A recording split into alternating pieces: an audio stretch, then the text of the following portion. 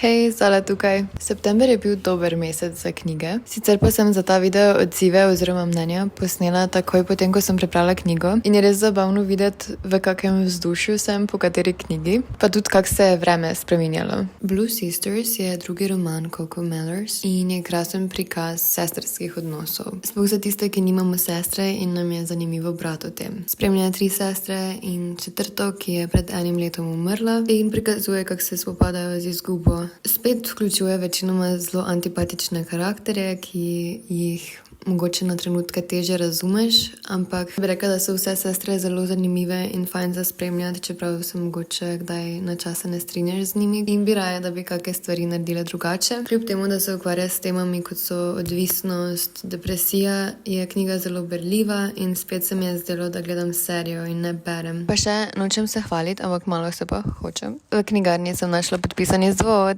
Juhu. Vse to smo videli. Govori o punci, ki pregleduje vsebino na spletni strani, kot je Facebook, in se mora odločiti, če je kak video ali fotografija sporna in jo odstraniti ali pa jo pustiti na internetu. Nerada to rečem, ampak včasih se mi za kako knjigo zdi, da je škoda papirja. Ne maram knjig, ki mi dajo med branjem občutek, da scrollam po Instagramu. Ta novela me je spomnila na No One is Talking About This, kjer je ena polovica knjige oblikovana, kot da scrollaš po Twitterju. Ta mi je dala podoben občutek, s tem, da tu omenja res grozne vsebine, ki jih mimogrede omeni, zgodba pa se sicer osredotoča na njen odnos s sodelavko. Všeč vam bo, če imate radi grozljive nasilne prizore in dolgočasne antipatične glavne junake. Anne of Green Gables je knjiga polna veselja, sonca, vonja po jeseni in ljubezni. Razmišljanje o življenju, ki je predstavljeno v tej knjigi, je nekaj, kar bi tudi sama rada prevzela. Zdaj, če damo na stran vse zastarele poglede, pa mogoče tudi položaj žensk, je to na kak način piše o naravi, prijateljstvu, nasploh odnosih, pa nekih skupnosti in domišljiji. Nekaj, kar redko preberem v knjigi, pa postane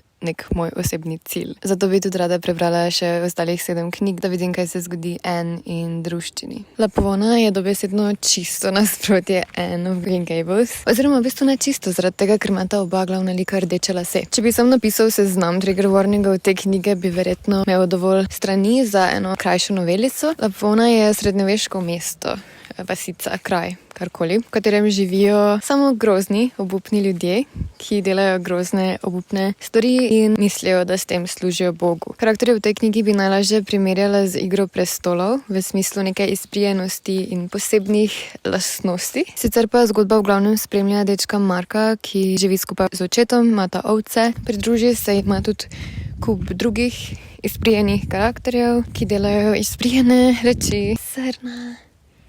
Srnica. Tam je še ena srna. Kako je cute. Kakorkoli, to je druga knjiga od Tesse Moschweg, ki sem jo brala. Fascinantno, kako uspe res grozne karakterje zapisati na način, da vseeno nekako bereš o njih in jih želiš spremljati, oziroma te zanima, kaj se z njimi zgodi. Ok, zdaj pa grem dalje opazovati srne, ker se ne morem skoncentrirati. The Dutch House je ena tistih knjig, ki so res popolne za vice v odejo, si prižgati svečo in brati. Wow, knjiga popolna za brat. Ampak hkrati te tudi podajajo ob sveči postane preveč udobno in zato že neudobno. In pri tej knjigi se mi zdi, da je toliko počasna in umirjena, kar je sicer v enih pogledih zelo fajn, meni je v tem trenutku to kar pasalo. Ampak tudi, ko imaš cozy večer, si včasih zaželiš malo več dogajanja. Roman govori o bratu in sestri, ki sta odraščala v hiši, ki pravijo The Dutch House, zaradi ljudi, ki so v njej živeli prej. Izmenjujeta se 2 časovnici, sedanjost in preteklost, in počasi ugotavljamo, zakaj v tej hiši ne živita več. Lepo je napisana, enih par stvari sem si celo podčrtala, se pa bojim, da jo bom vseeno zelo hitro pozabila, ker na meni ni pustila nekega posebnega vtisa. The Bell Jar sem brala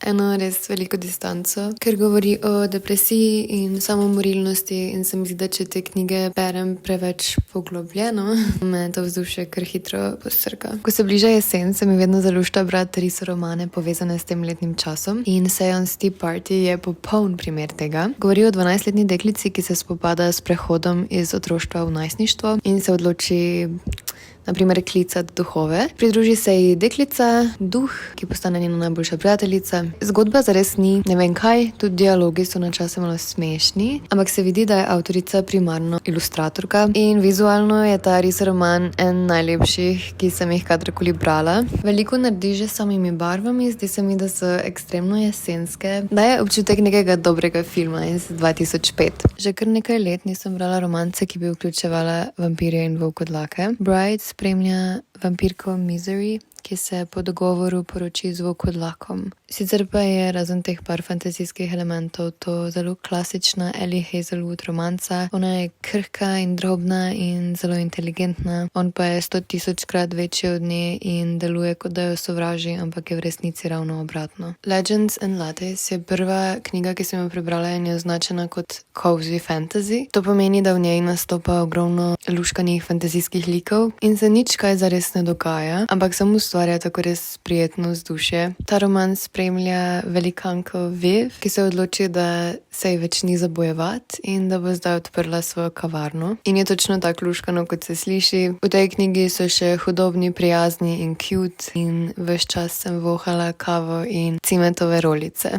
Hvala, da ste bili z mano in se že veselim naslednjega videa, ker če bo šlo vse po sreči, bom lahko vključila novi roman Sally Rooney. Čau!